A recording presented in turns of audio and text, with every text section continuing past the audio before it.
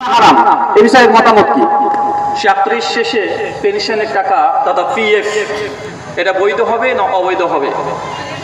সরকারের সঙ্গে চুক্তি হয়েছে, আপনার চাকরির বেতন হচ্ছে 50,000 টাকা, কিন্তু আপনাকে প্রত্যেক মাসে আপনি যেটা পে করে 45,000 45,000 টাকা, 5,000 টাকা করে প্রত্যেক মাসেই আপনার চাকরি থেকে কেটে নেয়, দিয়ে আপনার ফান্ডে জমা দেয়।